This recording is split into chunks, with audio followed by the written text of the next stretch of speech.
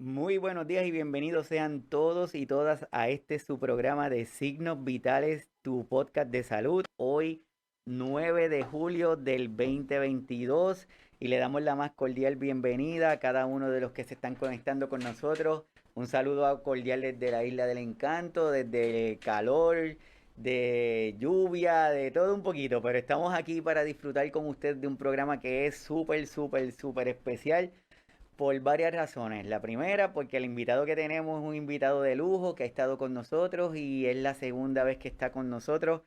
Y para nosotros de verdad es un placer, es un honor y un privilegio que esté porque vamos a aprender un montón de él. Y sé que también muchas personas se van a beneficiar de la información que él nos va a estar dando. Lo segundo es que hoy llegamos al final de la cuarta temporada de Signos Vitales y a todos los que se conectan, de verdad súper agradecidos porque están con nosotros desde el inicio, desde que no sabíamos bien cómo íbamos a hacer esto y a cada uno de ustedes que nos han dado la oportunidad para estar compartiendo, ¿verdad? Y esto que le estamos compartiendo es los episodios que se suben al canal de YouTube, que los pueden estar disfrutando, a cada uno de los colaboradores que sacan de su tiempo, de su esfuerzo y comparten su información con nosotros.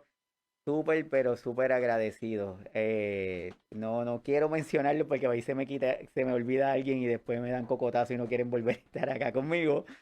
Pero de verdad, gracias a todos y todas por haber compartido durante este tiempo y vamos a continuar desde aquí dándole información. Así que vamos a comenzar con este tema. Tenemos, como le digo, es un invitado de lujo que está desde México con una información súper, pero súper valiosa y él es el doctor Agustín. Doctor, bienvenido.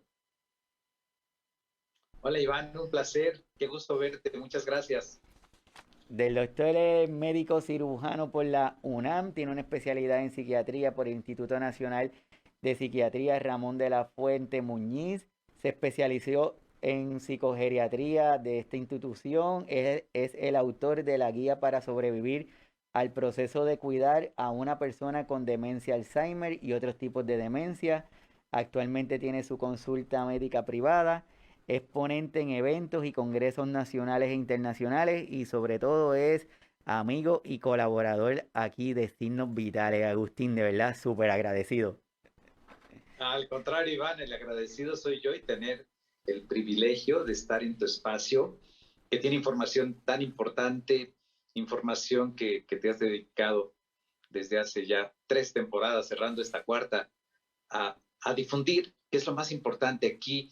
Vemos tú y yo en redes sociales todo el tiempo una gran necesidad de saber, de conocer, y mucho te inspira a ti a todo lo que ofreces dentro de tu contenido, y estar en Signos Vitales es para mí en verdad un honor, porque gracias a ti y a espacios como el tuyo, puedo llegar yo a un lugar que sería muy difícil desde la postura de médico, desde el consultorio, tú el gran contacto que tienes con las personas, no solamente en Puerto Rico, México, Argentina, Chile y todos los amigos que nos están viendo en este momento, pues esa es la intención, dar información, no por ser esta información sencilla o simple, estamos pensando que es menos importante, pero has encontrado un gran espacio para compartir información que acerque a las personas, que no sea complicada, que no sea rebuscada. Sabemos que el que cuida lo que menos tiene es tiempo y es una tarea difícil y compleja de realizar,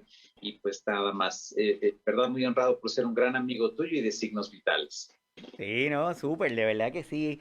El tema de la resistencia a los cuidados, Agustín, es un tema que es una constante, no importa el tiempo que llevemos conversando sobre los temas de demencia, sobre cambios de conducta, entre otros, siempre la pregunta o el cuidador o nuestras cuidadoras están cansados del comportamiento que tiene el pacientito, ¿verdad? Y por eso es que te tenemos a ti aquí hoy. Pero antes de entrar al tema, me gustaría preguntarte, para todos los que se están conectando por primera vez, para los cuidadores, cuidadoras y todas las personas que quieren conocer, ¿qué es la demencia? Sabemos que son muchos, pero ¿qué es la demencia y qué tipos de demencia pudiéramos encontrar? Sin duda es importantísimo, antes de entrar al tema, lo comentas muy bien, Iván, es importante que recordemos, para quien ya lo sabe y para quien no, que la demencia es una enfermedad que se adquiere, que no es una condición propia del envejecimiento y que pues es preocupante que aun siendo una enfermedad con síntomas muy característicos, el diagnóstico sigue tardando entre 2 y 4 años en realizarse, mucho por pensar que esos cambios que la demencia genera en el organismo en las primeras etapas son normales por la edad. La demencia es un síndrome y en salud le llamamos síndrome a un conjunto de síntomas que pueden estar ocasionados por diversas enfermedades. Venimos de una pandemia y sabemos que la neumonía es un síndrome que tiene síntomas muy característicos y va a evolucionar de manera diferente una neumonía por una bacteria en particular, por un virus en particular, por un hongo, por la exposición a una sustancia tóxica. El tratamiento, el abordaje va a ser completamente diferente, aunque los síntomas se comparten en un proceso de neumonía como en un proceso de gripa, con características muy similares. Lo mismo pasa con la demencia. Quitemos, y tú lo has mencionado ya, quitemos el término demencia senil que no dice nada. La demencia es un padecimiento donde se van a alterar tres grandes áreas del funcionamiento de una persona. La demencia afecta no solamente la memoria, afecta tu capacidad de tomar decisiones, tu capacidad de razonamiento. La demencia hace que una persona se comporte en situaciones sociales de una manera inapropiada. Ejemplo de un comportamiento inapropiado, decir o hacer cosas que no hubiera hecho previamente. Cuando digo no haber hecho previamente, es muy importante que sepamos que la demencia se da en el contexto de una persona que tuvo un funcionamiento intelectual normal a lo largo de toda su vida y que en algún momento, cuando empiezan los síntomas, va gradual y progresivamente perdiendo las capacidades. Muchas personas han hecho dibujos, esquemas bien interesantes y un ejemplo que a mí me es muy ilustrativo es como un árbol que va floreciendo, sus ramas, sus hojas, y ya que llega a su plenitud, entonces, haciendo la equivalencia a un ser humano y el cerebro, es cuando adquirimos el mayor potencial y funcionamiento.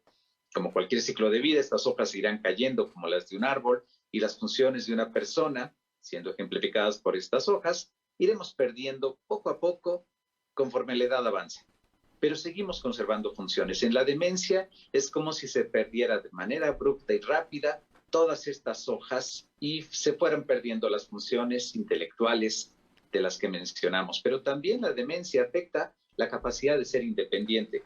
Por eso una persona con demencia se puede detectar cuando observamos que está teniendo mal funcionamiento en casa, que no prepara bien los alimentos, que se extravía al salir a la farmacia y otras características. Y finalmente, la demencia va a afectar la conducta, que es mucho de lo que vamos a platicar tú y yo, de una de las alteraciones de la conducta que se presenta en las personas con demencia, que es bien importante que sepan que como la demencia no es una condición normal del envejecimiento, tampoco las alteraciones conductuales son propias y esperables y darlas por normal simplemente porque está la demencia.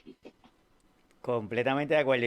Y desde que comienzas ya nos empiezas a educar. Eso está súper bien.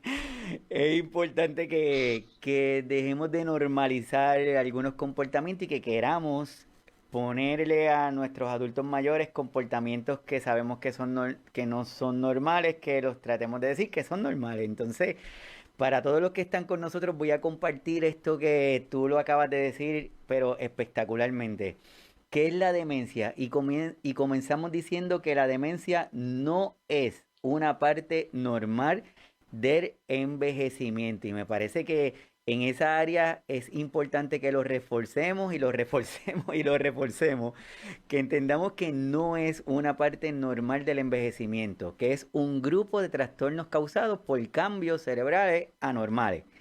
Estos cambios conducen a un deterioro cognitivo, como está diciendo el doctor Agustín, que puede ser lo suficientemente grave como para impedir la vida independiente de una persona. Puede afectar en ese comportamiento o puede alterar los sentimientos o las reacciones que esa persona hace. Agustín, me parece que esa definición nos cae ahí como que bien, bien chévere, como decimos. Completamente, Iván, y refleja con claridad que la demencia es una condición causada por diversas enfermedades. Las personas, en ocasiones, tú lo has escuchado y te lo han dicho también, te comentan, es que mi mamá no tiene demencia, ella tiene Alzheimer, como si fueran dos cosas diferentes. Y vale la pena en este punto detenernos brevemente a decir que demencia es el nombre que recibe este padecimiento que puede estar causado por un sinnúmero de padecimientos. Yo le pongo ejemplo a las personas que me consultan, como aquel apellido que tenemos en una familia de diversos integrantes que nos da ciertas afinidades. El segundo apellido es el que nos hace diferentes entre primos, tíos y demás seres queridos. En la demencia pasa igual. El primer apellido es demencia y el segundo nos va a dar las características. Entonces tenemos demencia tipo Alzheimer, demencia por deterioro cognitivo vascular o por demencia vascular también conocida, demencia por enfermedad de Parkinson y así un sinnúmero de condiciones que afectan el sistema nervioso y no pensar que el Alzheimer es algo diferente a la demencia, que la demencia vascular nada tiene que ver con el Alzheimer, todo lo contrario, forman parte de un mismo grupo de enfermedades en donde las características que le hacen diferente conviene saberlas al momento del diagnóstico. Por eso lo mencionabas muy bien en la definición. Demencia senil no existe. Es un término que no nos dice, que no nos ayuda, que a veces hace como normalizar que la demencia sea algo esperable en un adulto mayor. Así es, y dentro de esa definición y dentro de esa búsqueda de la demencia, que todos los días sabemos que a nivel mundial se diagnostican a personas cada 3 segundos con la condición de demencia, y eso es lo que logramos identificar. Imagínense todos los que no están todavía identificados y todos los que todavía estamos con la idea de que la demencia es por edad y nos olvidamos de los precoz, de los diagnósticos precoces. Así que es algo que debemos prestarle mucha atención. Agustín, aparte de la definición de la demencia, yo estoy seguro que a ti te pasa igual. Muchas veces cuando el familiar o la persona conocen y tienen el diagnóstico, lo próximo que preguntan es, pero ¿y en qué etapa? ¿En qué etapa estoy?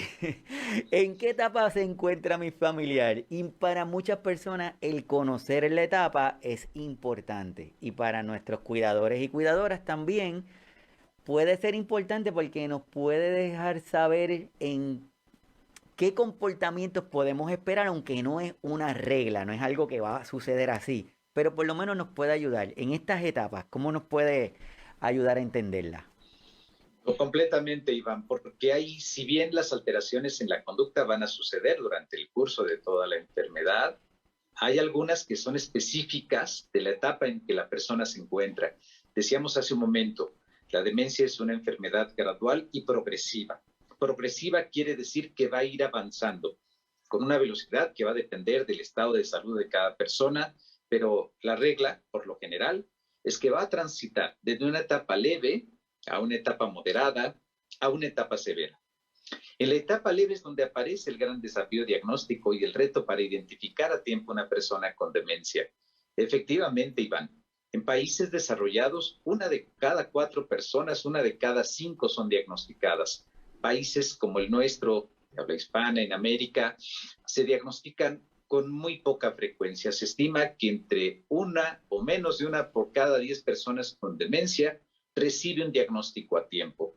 Pero vamos a partir de la persona que ya se le hizo el diagnóstico, que ya se le dijo a la familia que tiene una demencia mixta, una demencia frontotemporal, una demencia tipo Alzheimer, el caso que sea la evaluación. La etapa leve es una situación donde la persona todavía guarda cierta independencia y eso implica un riesgo donde las dificultades son que las personas siguen saliendo solas, todavía tienen una capacidad para tomar el auto, para tomar el transporte público, para salir de la casa, y eso implica un gran riesgo porque ya la capacidad de orientarse en lugares está muy disminuida. Los riesgos son que se pierdan, que se accidenten. Las fallas de memoria consisten principalmente en dificultad para recordar cosas de forma reciente. Es cuando te dicen lo tengo en la punta de la lengua, o queriendo señalarte o decirte una palabra, te señalan el objeto, Iván. No la pueden nombrar, les cuesta trabajo, toman con humor estas fallas, se ríen y te dicen, pero ¿qué querías? Pues ya estoy mayor, soy una persona grande. Hay un ligero descuido en el estado y cuidado de higiene personal. Pueden todavía realizar algunas rutinas básicas, pero ya con algunos olvidos menores, dejar las hornillas de la estufa encendida. Físicamente son personas muy aptas, muy capaces de ser lo suficientemente independientes, y esto implica una serie de riesgos. Sin embargo, la apatía es un dato clínico fundamental que suele aparecer en esta etapa leve. La etapa leve suele durar entre 2 y 4 años aproximadamente. La tendencia es que va avanzando. En cuanto a las fallas de memoria, los olvidos van siendo cada vez mayores. En una etapa leve, los cuidados son menores, quizás una hora, la familia tiene que estar supervisando por las tareas y desempeño que la persona con demencia tiene. Ya cuando estamos en una etapa moderada, las fallas son más evidentes. Ahí quizás ya ves depresión, irritabilidad, enojo. Recordemos que la persona con demencia, cuando le falla la memoria, es la última en darse cuenta que le falla. Si tú hablas con alguien, y me pasa frecuentemente en la consulta, que llega el familiar y trae a la persona con el problema de demencia y empieza a describirme los síntomas, se enojan y señalan al familiar como mentiroso y se ofenden, porque recordemos que ellos no tienen esa capacidad de darse cuenta de estas fallas, y hay más cambios en su cuidado, en su higiene, en su arreglo. Ya los olvidos y las dificultades para orientarse, incluso dentro de la propia casa, en un lugar habitual, van siendo cada vez más comunes. Pueden perderse en esta etapa. En esta etapa pueden empezar con algunas dificultades para realizar el manejo en conductas. Aparecen desconfianza, pensar que se están llevando sus cosas, y ocurre con frecuencia. Guardan un objeto, también lo guardan, que cuando lo quieren buscar no lo encuentran. Y lo que dicen es que la persona con la que están viviendo, que las personas con las que conviven, se lo ha llevado. Ideas de robo. Las ideas delirantes de robo pueden aparecer con frecuencia y son acusaciones enérgicas hacia el resto de la familia, hacia las personas que les acompañan. Otra falla común de la memoria que aparece en la etapa moderada, que es bien común, Iván, y es que la familia me dice, oye, Agustín, es que mi mamá miente increíblemente, está diciendo cosas que no pasaron, no podemos dar crédito. A veces te los llevan, y yo te puedo decir, y por estadística, que el 90% te los llevan en etapa moderada, que es donde ya aparecen más conductas difíciles de manejar, y es donde aparece un dato clínico que llamamos confabulación. La confabulación, de manera coloquial o de manera pues no médica, o no hablando de trastornos de memoria, confabular lo asociamos con ponernos de acuerdo para hacer algo en contra de una persona, ¿no? Que estamos confabulando, planeando algo. En problemas de memoria, específicamente en demencia, confabular significa, y mira, este término es muy bonito, Iván, y describe el síntoma claramente. Las personas con demencia, cuando confabulan, mienten con honestidad. Quiero decir que no se dan cuenta que están mintiendo, quiero decir que te están dando información que, si yo platico con una persona con demencia en etapa moderada y no está el familiar para corroborar la información, yo puedo terminar creyendo casi todo lo que me ha descrito y salir a decirle a la familia, oiga, ¿qué le pasa? Esta señora está fabulosa, platica de una manera muy alegre, denle cariño y mucho amor, ella no tiene ninguna enfermedad. La confabulación nos confunde, nos puede llevar a dudar incluso acerca del diagnóstico. Aparecen este tipo de alteraciones. Todavía hay facilidad de comunicarse físicamente, ya puede haber alguna disminución en la movilidad, la apatía puede hacerse más grande en esta etapa. Pasando a la etapa severa, la etapa avanzada de la enfermedad, 3, 4 años después, que también dura promedio. La etapa de tipo moderada, insisto, en cada persona es diferente. Llegando ya a la última etapa de los cuidados, es ahí donde aparece lo que vamos a platicar el día de hoy. La persona con demencia pierde la capacidad de comunicarse en esa etapa, en ese momento, y aparecen una serie de conductas y comportamientos que, si no identificamos claramente, pueden llevarnos a hacer prescripciones de manejos farmacológicos inadecuados que solamente compliquen más la situación de cuidar a una persona con demencia. La agresividad, la desconfianza, el querer irse de la casa es característico de estas etapas, en donde te dicen, llévame a mi casa, quiero ir con mi mamá está preocupada por mí, ya las fallas de memoria son extremadamente evidentes, confunden el parentesco y nombre de las personas que le rodean, están diciéndole mamá cuando es su hija, les preguntas y te dicen yo nunca me he casado, yo no tengo hijos, cuando sabes que vienen acompañado de ellos, las alteraciones para moverse aparecen, la pérdida del control de esfínteres dependiendo del tipo de demencia. Recordemos que si bien hablamos de una serie de conductas, la demencia es una enfermedad cerebral y el cerebro controla todas las funciones de las que estamos hablando, incluyendo el control de la orina. La pérdida de los esfínteres y de control de esfínteres aparece no por un proceso infeccioso necesariamente. El área de la corteza cerebral que coordina esta función se va disminuyendo. Recordemos que la demencia hará que el sistema nervioso, que el cerebro se vaya haciendo pequeñito. Y en las etapas severas de la enfermedad, las dificultades se dan principalmente en las rutinas básicas de cuidados, que es donde aparece el síndrome de resistencia a los cuidados, Iván.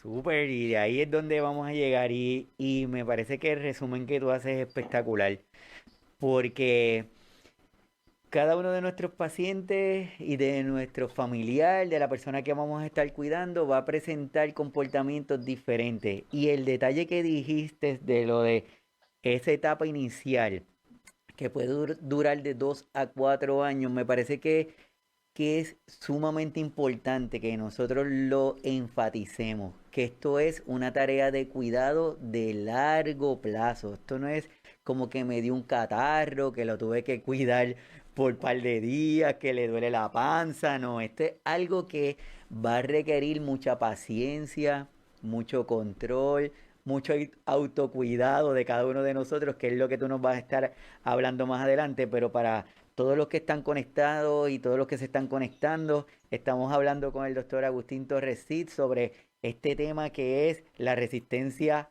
a los cuidados de cada uno de nuestras pacientes, de cada uno de nuestros familiares, principalmente en estas condiciones de demencia, pero que lo podemos aplicar en el cuidado general, ¿verdad? Así que, doctor, teniendo esta introducción para calentar los motores, y teniendo esta información, esa resistencia a los cuidados, ¿qué es? ¿Cómo lo podemos identificar? La resistencia a los cuidados, Iván, es el comportamiento que aparece que dificulta las rutinas de la persona que está haciendo los cuidados. Esta condición, quien la está observando, quien vive las consecuencias, es el cuidador. Es muy importante en este punto detenernos porque de aquí partimos a la intervención que vamos a realizar. Decíamos hace unos minutos que las alteraciones de la conducta no deben normalizarse y darse como algo esperable y de lo cual no podemos hacer nada cuando una persona presenta demencia y alteraciones en la conducta. Mencionaré que los cambios en la conducta en una persona con demencia se pueden deber a 3 razones principales. La primera razón por la cual se altera la conducta en una persona con demencia puede ser que esté con un proceso infeccioso por efecto de un medicamento, ya sea por ausencia o por un efecto colateral, o por una condición de salud tan cotidiana y normal como el estreñimiento, Iván. Entonces, cuando una persona con demencia cambia abruptamente su conducta, tenemos que pensar primero en que no tenga un problema de salud. Ya hablamos tú y yo y hay un capítulo que te agradezco mucho haberme invitado, donde hablamos más al respecto, no quiero enfatizar, solamente recordar que lo primero que hay que hacer ante un cambio de conducta es explorar que no hay una condición de salud. La segunda es una condición que se conoce como síntomas psicológicos y conductuales en la demencia, que son alteraciones derivadas del mismo proceso de la enfermedad, de la pérdida neuronal, de las lesiones vasculares, del área de la corteza que va perdiendo su tamaño, que va perdiendo volumen. Ahí es donde pueden aparecer estas alteraciones conductuales. Y la tercera es una alteración en la conducta que aparece única y exclusivamente cuando se realiza la rutina de cuidado. ¿Qué rutina de cuidados? Los que en este momento nos están viendo, les va a hacer mucho sentido lo que vamos a decir ahorita tú y yo. Me refiero a ese momento difícil que significa llevarlo a bañar, a ese momento difícil que significa darle las pastillas, a ese momento difícil que representa darle la comida, ¿no? Llevarle el alimento, que te escupa el agua, que escupa la pastilla, que te muerda, que te tire del cabello, que te tire un golpe, que al momento que quieras levantarle para llevarle a la tina, para llevar a sentarle y que esté en la regadera, deje caer todo su peso y su cuerpo para no moverse, es a lo que le vamos a llamar síndrome de resistencia a los cuidados. Y se da en aquellas rutinas que tú que estás cuidando vas a tener que realizar todos los días. Pero esto de resistencia a los cuidados tiene una situación muy complicada, Iván, porque es un tipo de alteración de la conducta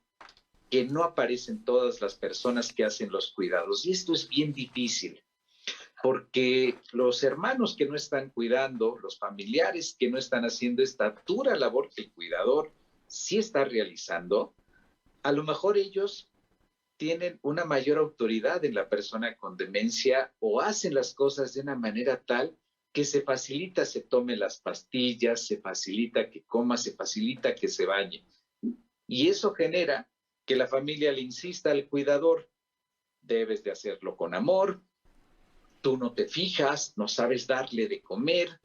Y este tipo de situaciones son muy dolorosas, son muy difíciles, porque la persona que está haciendo los cuidados está desesperada, está cansada, ya lo hablaste tú en varios episodios, el desgaste, el síndrome de agotamiento del cuidador, y tener que pelear y batallar y luchar con la persona para realizar estas rutinas.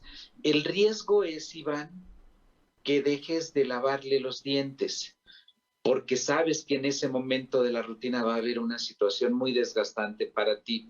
El riesgo es malnutrición, porque no quiere comer o la manera en que le ofrecemos el alimento no facilita la conducta que coma, o simplemente no quiere tomar los medicamentos o no quiere realizar las rutinas de aseo básico. Sabemos claramente que muchos ya requieren en esta etapa, que la resistencia a los cuidados es más común en las etapas avanzadas de la enfermedad, donde se pierde la capacidad de comunicación. Y es ahí donde el cuidador tiene que hacer uso del lenguaje no verbal, de la conducta de la persona con demencia para anticipar este tipo de escenarios y situaciones que son muy desgastantes y conflictivas. Así lo que estás comentando, igualito la situación, es que las palabras que estás diciendo son ahí directas, porque el cuidador, cuando va donde nosotros, o cuando tú los escuchas hablando con otras personas, lo que dicen es que mi mamá no quiere, no quiere. Y entonces cuando tú te detienes por un momento, tú piensas y dices, no quiere, no puede, no entiende lo que le estoy diciendo, pero se nos hace bien fácil decir, es que no quiere. Entonces, ahí yo siempre le digo, ponte en la posición de ella, ¿qué le estás diciendo? ¿Te está entendiendo? Probablemente no te esté entendiendo. Y entre esa búsqueda de situaciones, pues nos desgastamos. Todos nos desgastamos. El pacientito y el cuidador. Y comenzamos a hablar ahorita de las diferentes etapas, Agustín, porque en uno de las informaciones que me estabas comentando y que me enviaste, estaban hablando de esa resistencia al cuidado y lo define como que en estas etapas, ¿qué podemos ver? Si es, ¿cómo podemos acercarnos? ¿Qué podemos hacer para poder minimizar este riesgo, esa resistencia? Como tú decías, si identificamos, yo creo que de forma universal, el momento del baño es como que bien complicado. Es como que uno de los momentos más difíciles. Pues entonces, ¿qué podemos hacer si vamos a estar identificando por etapa, Agustín? Sí, en la etapa leve la resistencia se da no tanto en las rutinas de cuidado general, la persona todavía es independiente, pero hay conductas que quiere seguir haciendo aunque es un riesgo que las lleve a cabo. manejar. Manejar es una de las dificultades grandes que las personas que tienen este tipo de alteraciones en la conducta llegan y presentan con frecuencia. ¿Qué le pedimos a la persona que realiza los cuidados? ¿Qué es lo que nos interesa? Muchas veces tratamos de que la comunicación se mantenga como un canal abierto, que la persona con demencia no deje de hablar, que la persona con demencia siga comunicando y haciendo saber sus necesidades.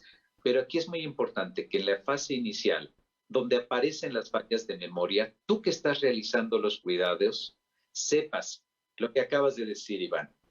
No es que no quiera, es que no puede recordar. Es que no puede darse cuenta lo que le conviene. Es que su enfermedad justo consiste en esas dificultades. Y en ese punto, lo que le pedimos a la persona que hace los cuidados es, tú que te diste cuenta que le está fallando la memoria, no le hagas desafíos mentales. No le estés preguntando constantemente, oye, ¿quién soy yo? ¿Cómo que me acabas de decir, Lupitas? Mi nombre es Juanita. Ese tipo de conducta por parte de la persona que cuida puede generar en la persona con demencia en la etapa leve irritabilidad, enojo, no querer cooperar, no querer salir. Y eso es algo que las personas que acompañan a alguien que presenta demencia, Iván, y tú lo has visto, yo también, les hacen más exámenes de memoria que nosotros, ¿no? ¿Cómo no te acuerdas? Pero fíjate muy bien. Entonces, la resistencia se puede dar mucho en este tipo de situaciones que generan que la persona con demencia pues ya no quiere hablar. Incluso te lo llegan a decir, pues ya que digo, si todos me corrigen, la persona con demencia no se percata que tiene una alteración importante de la memoria, pero sí se da cuenta que su hijo, su hija le frunce el ceño, le habla fuerte. La persona con demencia no se da cuenta que repitió 15 veces lo mismo en 2 minutos. Y no estamos queriendo decir que la persona que cuida sea responsable y culpable, solo la queremos alertar a que si tú eres de las personas que les hace desafíos mentales y un sinnúmero de preguntas, pensando que con eso los vas a ayudar, te detengas un poco a lo que estamos diciendo, a reflexionarlo. Lo que sirve, la conducta que funciona, es la que da el resultado que tú esperas. Entonces, si yo lo que quiero es que mi familiar siga platicando, no lo corrijas. No le digas que la información es equivocada, que la siga proporcionando. Nos interesa que mantenga esta interacción social. La resistencia se puede dar desde ese tipo de situaciones como son las etapas tempranas de la enfermedad. En las etapas intermedias, Iván, lo platicábamos tú y yo la vez pasada, que muchas veces la conducta la puede generar la persona que realiza una visita breve, está el cuidador haciendo esa tarea y esa labor, llega a la familia, le cuesta trabajo a la persona con demencia entender cuál es el motivo y la despedida. Se acercan a ellos, ya me voy, cuídate mucho, te quiero, te voy a hablar, te amo mamá. Si la persona con demencia en ese momento no está inquieta, 90% de las veces que el que llegó de visita se va, la persona con demencia te va a decir, ya me voy ahí, ya me tengo que ir, ¿a qué hora me toca a mí? Cuando hablamos de la resistencia a los cuidados, nos referimos sí a las rutinas básicas, como las que mencionábamos del cepillado dental, el baño y más, pero también incluyen estas otras conductas donde nosotros formamos parte del ambiente de la persona con demencia. Y lo más importante, todos tendríamos que saber hacer lo mismo y entendemos que alguien nos puede escuchar y decir, pero yo quiero abrazar a mi mamá al despedirme de ella, siento todo ese cariño y amor hacia mi mamá. Sí, pero le dejas un problema muy grande a la persona que está cuidando, le dejas una tarea muy difícil que ahora es convencerla de que esta es su casa y que no se tiene que ir. Ya entrando en fases avanzadas del padecimiento, aparece lo que mencionabas, la conducta de baño. Quiero compartirles una investigación que se realizó justo en una persona arriba de 80 años de edad. Es una publicación en una revista de análisis de la conducta que lo que quiero transmitirles es qué se hizo en este pequeño estudio. Observaron que la persona que estaban bañando tenía un comportamiento de golpear, querer levantarse y moverse durante la rutina de estarlo enjabonando y enjuagándolo posteriormente. La observación es elemental en estos casos. Este fue un ensayo donde una persona externa observaba cuántos segundos transcurrían en que se empezara a enjabonar y apareciera un comportamiento como un golpe, un empujón, una mala palabra. Y calcularon el número de segundos y resultaba que a los 60 segundos generalmente aparecía ese comportamiento. Entonces lo que hicieron en la estrategia es enjabónalo 40 segundos, no 60. Espérate 5 o 10 segundos a una distancia que él esté seguro y vuélvelo a enjabonar. Es bien importante observar cuando estamos siendo invasivos en una persona a la cual estamos dando una rutina de cuidado. Recuerden que una cosa es que no tengan la capacidad intelectual de integrar todo lo que les ocurre, pero siguen sintiendo pena, siguen sintiendo malestar de estar desnudo, desnuda frente a un extraño. En otra estrategia que realizamos con una persona que acostumbraba jalar del cabello a la cuidadora cuando realizaba la rutina de baño, esto lo consulté con mi querida maestra de la conducta y ella me ayudó a implementar la estrategia. A esta persona al momento del baño pusimos aroma de lavanda para aromatizar la habitación. Ya dentro de lo que era el área del baño, se cerraron todas las corrientes de aire, se evitó tener personas que estuvieran pasando, entrando y saliendo, y se le dio una toallita en las manos. Esa toallita en las manos significó que durante toda la rutina de baño no generó este comportamiento agresivo. Muchas veces estos comportamientos no son agresiones, no son agitación, no es violencia. Es cierto, pegan, jalan, muerden, dicen malas palabras. Ese tipo de cosas sí están sucediendo. A lo que quiero llegar es que no es formalmente que estén violentos y agresivos. Es que en la rutina se está presentando lo que se conoce como resistencia a los cuidados. Otra cuestión fundamental, Iván, es no le hables con palabras cariñosas, no le hables, hay un término que es, ya lo conoces bien, el elder speak, no le hables como niño. Muchas veces creemos que eso genera cercanía, calidez. Hay personas que sí, pero la mayoría, y de ahí lo que se llama abordaje centrado en la persona, es conoce con quien estás interactuando. A mí me gusta cuando hablo con una persona que estoy atendiendo por un proceso de demencia, preguntarle su nombre y cómo se dirige la gente a ellos, ¿no? Si se llama Lourdes, aquí en México le puedes decir Lulú, por ejemplo, ¿no? O si se llama María, aquí en México le puedes decir Mari. O hay quien te dice María, entonces no le tienes que andar diciendo Mari, por ejemplo. Pero volviendo al Elder Speak, los que están haciendo los cuidados, es bien importante que sepan que para realizar estas rutinas es conveniente saber cómo dirigirse a la persona. Hay quien a veces con que le digas doctor, si esta es su profesión, ingeniero, maestro, maestra, lo voy a bañar, te responden con bastante familiaridad, jala su atención, pueden atenderte con más facilidad a que si insistes en hablarle, ya sea por su nombre. Así que vigilemos si utilizamos o no este tipo de palabras que pueden infantilizar a la persona, así como, qué niña tan bonita que ya se bañó. Yo sé que se hace con buena intención, con cariño, pero el decirle a alguien eso puede generar esa conducta de resistencia, que yo te empuje, que no quiera que esté cerca o lo contrario, que me quieras regañar como un infante, como un niño y me digas, a ver, está usted bien cochina y su familia la va a ver bien sucia, ¿no le da pena? Tampoco les demos tantas órdenes y palabras cuando estamos haciendo las rutinas de cuidados. Esas rutinas de cuidados, de higiene y aseo personal se tienen que realizar con órdenes sencillas, viendo a los ojos. Yo no sé trabajar, te decía Iván hace rato, cuando estoy haciendo live ya no sé a dónde estoy viendo y cuando me veo yo en la repetición traigo los ojos para todos lados, pero el cuidador no tiene que hacer eso, tiene que ver a los ojos de la persona que está atendiendo, hablarle en voz de un tono moderado. Acuérdense que muchas de las personas no escuchan, hablarle en un tono moderado, palabras simples y concretas. En lugar de decirle, es hora de bañarse porque su hija viene a las 10 de la mañana, me va a decir que no hago mi trabajo y que usted está muy cochina. En lugar de darle toda esta información, es decirle, señora, vamos al baño. Y la acompañas y la llevas y gentilmente la diriges. Entonces son aspectos que podemos implementar en la rutina de cuidados.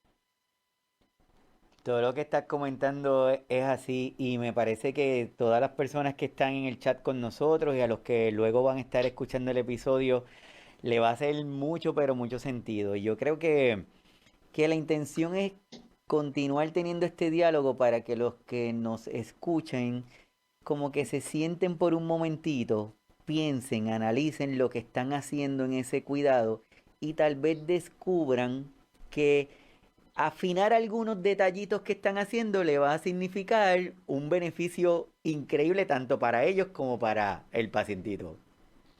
Completamente, Iván. Y de eso se trata, de no mandar el mensaje equivocado, de señalar a quien ya está haciendo una tarea tan difícil y compleja que en redes sociales lo vemos tú y yo. La mayoría de las preocupaciones que comparten es el agobio por cuidar cuando aparecen estos comportamientos, estas conductas que requieren rutinas, y ahí hay una situación en donde muchas personas tienen una gran resistencia a los fármacos. Y yo los entiendo, porque si quieres tratar con fármacos una resistencia a los cuidados, solo vas a complicar las cosas todavía más de lo que están, porque el origen de los síntomas es la rutina misma, la manera en que estamos haciendo los cuidados. De ahí viene el síntoma, porque por eso le llamamos síndrome de resistencia a los cuidados, porque es una conducta que no está todo el tiempo, es más, a veces no está con todas las personas, sino que se da específicamente en ciertos momentos del día. Si yo como cuidador, hijo, hija, persona que estoy contratada, le digo al médico, agobiada, harta, cansada, es que en verdad está muy violenta, a lo mejor el médico se va a quedar con la idea de que está muy violenta y necesitamos prescribir algo para bajar ese nivel de violencia. Por eso es muy importante responder a preguntas elementales como cuándo, dónde y con quién aparece la conducta. Es así, y es bien interesante, Agustín, porque también es la forma en cómo te lo comunican. Por ejemplo, sabemos que nuestros cuidadores están bien cansados y bien agotados y todo. Pero no es lo mismo cuando te dicen, no, doctor Agustín, mire, es que mi mamá está haciendo tal cosa. A que te digan, no, es que ya yo no puedo más, es que ya no soporto, es que le tienes que dar algo porque no puedo seguir así. Entonces, es esa mezcla, es todo, es cuestión de que cada uno de nosotros analicemos y nos detengamos y pensemos qué estamos haciendo, qué está sucediendo. Y dentro de esa búsqueda, ya que tú, como nos ha llevado, hay algunas, yo encontré esto que dice, algunas estrategias ante esta resistencia en el cuidado, que ya tú nos has comentado algunas. Y solamente para los que van a luego escuchar el episodio en el canal de los podcasts, voy a mencionar algunas para que me reacciones, Agustín. ¿Está bien? Por ejemplo, la Claro. primera me dice, no discuta.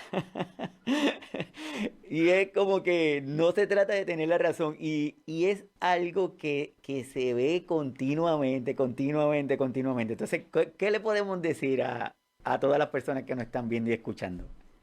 Claro, Iván, es esa parte donde si le restamos intención a la conducta de la persona con demencia, quiero decir, si dejamos de pensar que lo hace por hacerme pasar un mal rato, que lo hace por hacerme la vida pesada, aunque hagamos un paréntesis, la personalidad de quien tiene demencia muchas veces se mantiene por toda la enfermedad y no quitamos la posibilidad de que haya cierta intención, pero la mayoría no lo hacen por esto, no lo hacen por hacernos pasar un mal rato, no lo hacen deliberadamente, lo describes muy bien.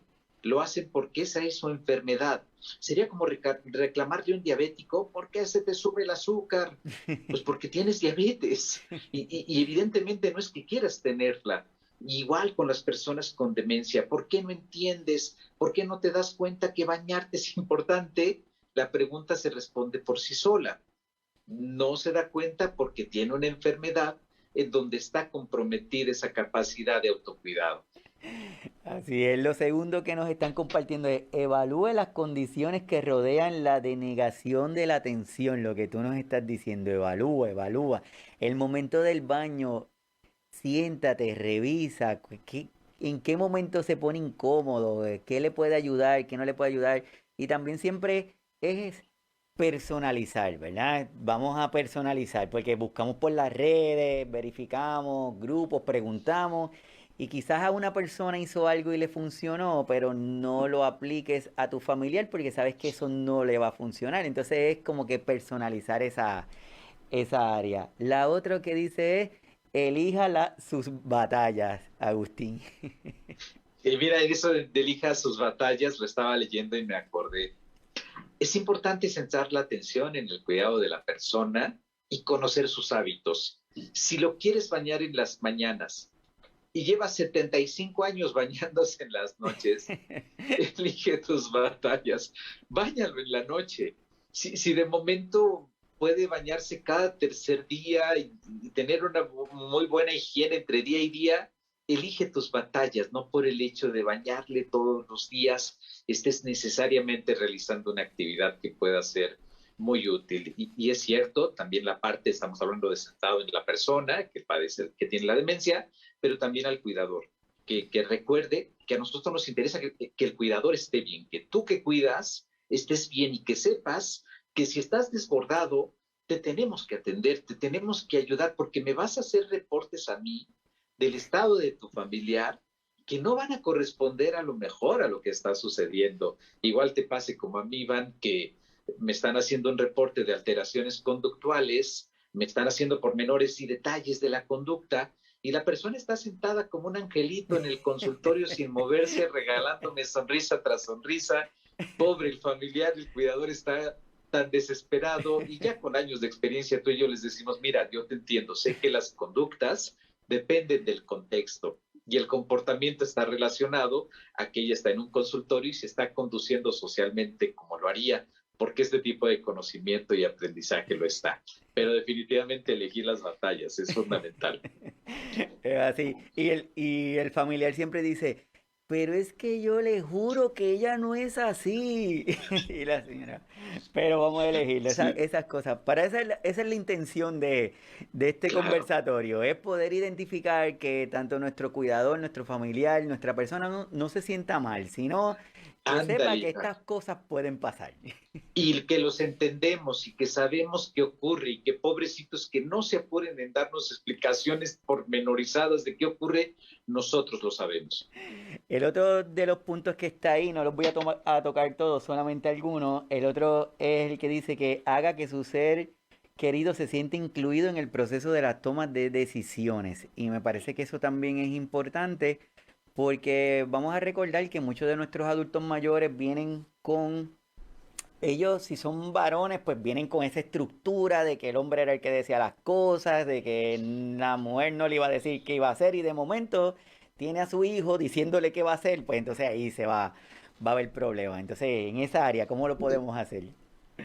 Sí, esa parte de sentirse incluido, ayúdenles a elegir. Si ya realizaron el baño y toca elegir la ropa, denle dos opciones. No le digan qué color quieres. Enséñenle verde y amarillo porque saben que eran sus colores favoritos. Y se va a sentir muy bien en elegir. Ponme el verde, ponme el amarillo. ¿Quieres el rojo o el azul? La elección no significa que ustedes, cuidadores, le den esa responsabilidad a la persona con demencia, sino que ustedes le ofrezcan y que él, a partir de que yo le ofrezco, él puede escoger y sentirse incluido en la toma de Me decisiones. parece que es súper, súper vital. Y en el episodio anterior, Agustín, estuvimos hablando con doña Berta de Madrid. Ella es una arquitecta y estaba hablando de las estructuras y su capacidad de la cognición. Y ese punto adicional que nos están diciendo ahí, que use señales visuales en lugar de verbales, lo que tú nos estabas diciendo ahorita de, no, es que te toca el baño porque si viene tu hija y no va a querer, bla, bla, bla, pero probablemente no va a saber. Pero si podemos comenzar, que a todos los que no han visto los invito para que vayan al episodio anterior porque estuvo súper interesante, el poder integrar este tipo de herramientas, de algo visual, porque quizás no lo puedo entender, pero visualmente lo puedo relacionar, pues sería maravilloso también. Completamente, Iván. Y la arquitectura tiene un lugar increíble en lo que tiene que ver en la realización de los cuidados. Cuando tienes riesgo de caídas en grandes pasillos, es importante que cuando tienes espacios monocromáticos, que no identificas las transiciones entre la pared y el piso, son aspectos que puedes mejorar en casa de manera inmediata, incluso con el mobiliario del baño. Si fueres todo en tono blanco, mira que lo que hablamos muchas veces, hay cocinas en algunos lugares, yo no sé si allá con ustedes utilicen un tipo de mosaico, pero hay cocinas que son blancas completamente llenas de mosaicos y una persona con demencia va a identificar un mosaico y no va a tener la capacidad en el momento de saber si está en la cocina o en el baño. Y pueden tener un comportamiento que esté induciendo una conducta de hacer del baño en la cocina, pero no es que quieran hacer de la cocina, es que no pusimos la transición, parecen quirófanos, están llenas de todo este tipo de losa que simula y que da la impresión de un baño, y de ahí que la arquitectura sea fundamental.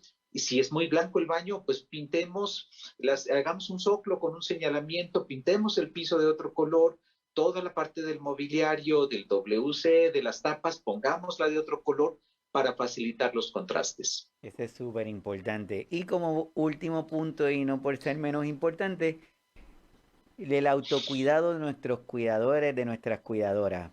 Sin autocuidado, nada de las cosas que hemos dicho va a funcionar. Todo se nos va a quedar ahí en la información. Autocuidado es vital, Agustín. Totalmente, Iván. Y que sepan que si bien queremos darles estas situaciones como ocurren, como pasan, como las vivimos todo el tiempo, sepan que valoramos la tarea que están haciendo, que están realizando una actividad que vale la pena mencionarlo. A veces los papás, las personas que tienen demencia hacia sus hijos, pues no tuvieron el mejor de los tratos, no tuvieron el mejor de los acercamientos. Y es bien difícil decirle a un hijo que ha vivido esta experiencia previa que haga un sinnúmero de actividades llenas de amor, paciencia, compasión y comprensión.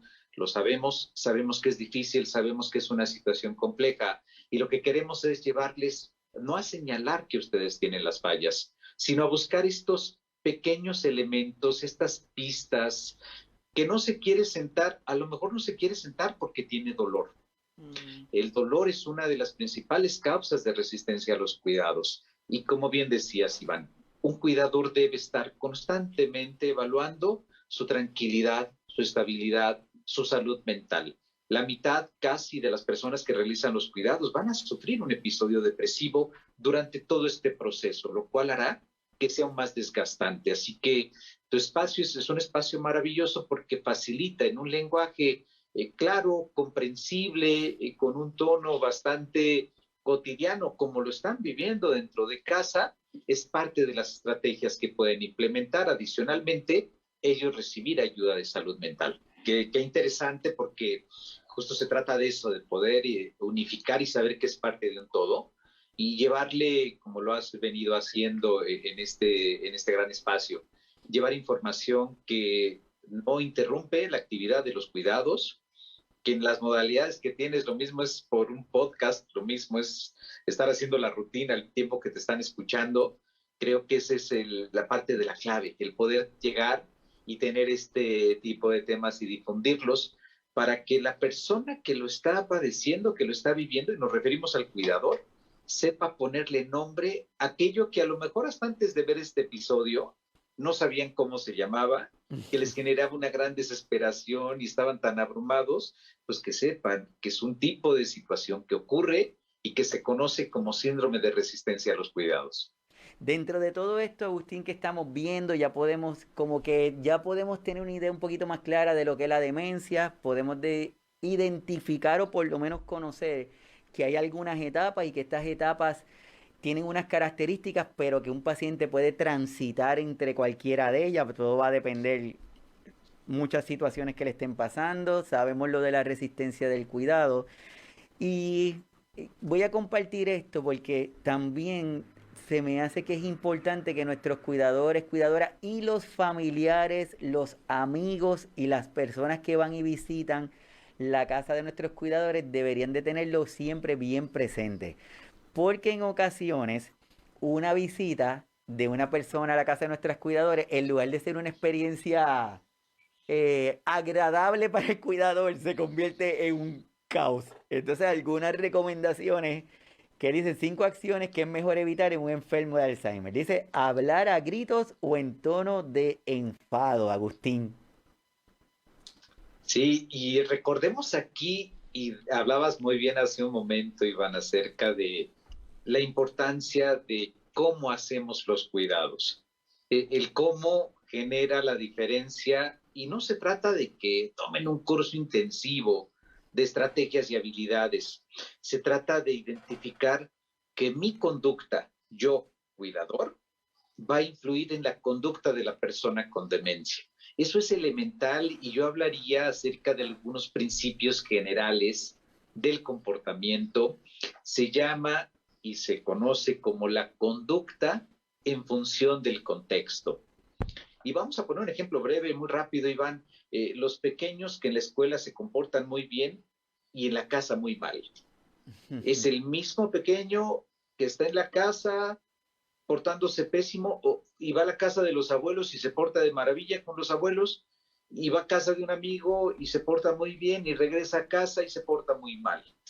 Contexto es todo lo que rodea a una persona con demencia. Contexto es la temperatura, la iluminación, la ventilación y las personas que estamos alrededor y la manera en cómo nos comportamos las personas que estamos alrededor. Por eso es muy importante. Si ya estás cansado, estás cansada, agotado o agotada, respira, toma aire, aléjate un poquito de los cuidados antes de responder por impulso, porque efectivamente ese tipo de estímulos, le vamos a llamar así, un estímulo también puede venir de la persona que está haciendo los cuidados. Y nuevamente, no queremos cargarles una responsabilidad adicional y decirles que es fácil lo que están haciendo, en absoluto. Queremos decirles que si estás viendo que con frecuencia te ocurre, que pierdes la paciencia, el control y puedes levantarle la voz y gritarle, es tiempo de que tú, que estás cuidando, recibas ayuda. Eso es así. De otro de los aspectos que también, estos son algunos aspectos para evitar. Es hablarle deprisa, hablar de la persona enferma como si no estuviera presente. Agustín, ¿cuántas veces nos enfrentamos a esto y es algo bien complicado para, pues, para nosotros que estamos presentes, pero también nos ponemos en la posición tanto del pacientito, porque muchas veces empiezan a decirle, ay, ¿tú te acuerdas cuando ella hacía y te acuerdas cuando tejía y te acuerdas y mira qué flaquita está y ay bendito? En Puerto Rico utilizamos mucho el ay bendito, ¿verdad? Y decíamos, ay bendito, que flaquita. Entonces, pues, esa conversación frente del paciente, tratar de evitarla. Completamente, hay que evitarla y en todo caso lo que yo acostumbro a hacer es comunicarme posteriormente con la familia o dividir la sesión en dos, hablar con la persona y pedirles autorización para meter a su familiar y a veces trato de ser muy breve con el familiar para no estar alentando alguna dificultad en el regreso a casa. Pero es bien importante no ignorar la presencia de quien está con nosotros como si no estuviera ahí. Y eso es súper importante. Así que, nada, el tiempo va súper rápido y cada vez que te tenemos a ti, el tiempo como que se hace más cortito, creo yo.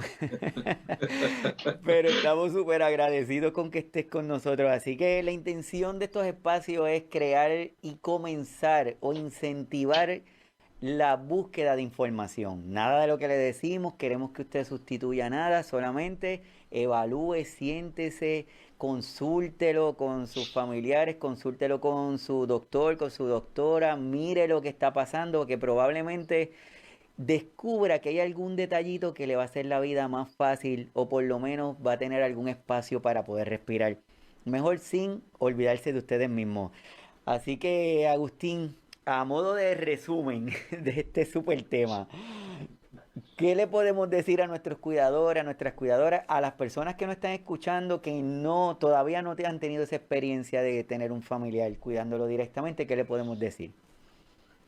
Que si en todo caso no has tenido la oportunidad de cuidar porque no te ha tocado estar de cerca, si tienes a alguien, yo te puedo asegurar, Iván, y tú y yo lo sabemos, hoy cualquiera de nosotros tiene algún conocido que tiene un familiar que está pasando por una demencia. Si no es tu caso, que lo estés viviendo directamente, trata de acercarte a la persona que sabes que es un cuidador, que sabes que está realizando esa tarea.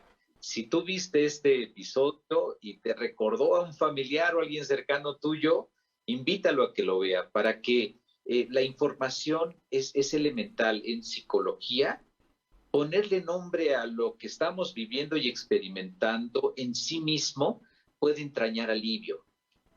Y esto es de lo que se trata, de que tengas mayor información para que las decisiones que tomes no estén basadas en la emoción, en el hartazgo, en el agobio, en el cansancio. Que las decisiones que tomes estén basadas en la información y sepas en adelante que hay cambios en la conducta en la persona con demencia, especialmente en las etapas avanzadas, que es importante le especifiques a tu médico, a tu servicio de salud, cuándo, dónde, cómo y con quién aparecen, para que te recomiende una estrategia y no necesariamente un manejo farmacológico, porque ahí aquí viene la confusión enorme.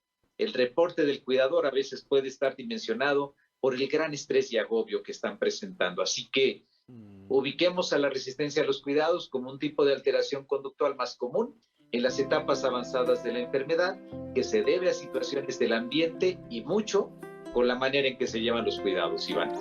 Completamente de acuerdo. Aquí me están preguntando de qué forma pueden contactarte, Agustín.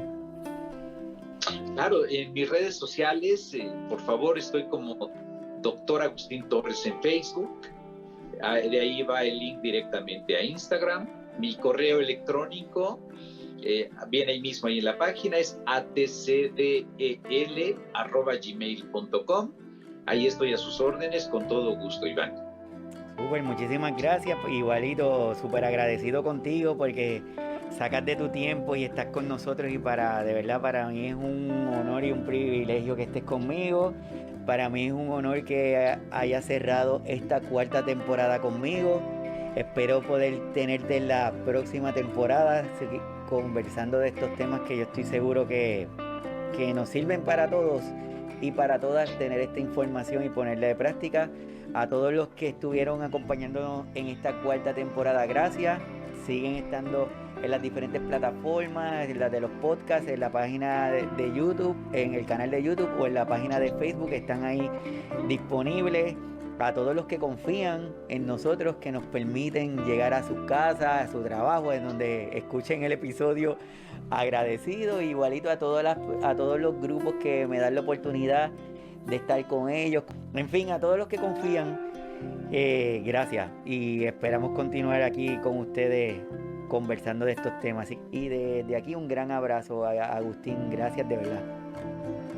Al contrario, Iván, el agradecido soy yo, a la gente que escribió en redes también. Caray, todas las personas que han estado atentas a este enlace que hemos tenido. Y muy importante, Iván, a mí me sorprende mucho cómo sea Puerto Rico, Guatemala, Brasil, Argentina, Chile, México, la condición es la misma, las necesidades son, quizá cambie una que otra palabra para describir alguna situación, pero estamos viviendo lo que un padecimiento nos puede enseñar, y creo que a través de estos espacios, y una de las cuestiones importantísimas, quizá la pandemia aceleró la transición a esta gran colaboración. Así que felicidades, tu espacio está maravilloso, Iván, y al contrario, yo muy honrado y feliz de estar contigo cada que así me lo necesites.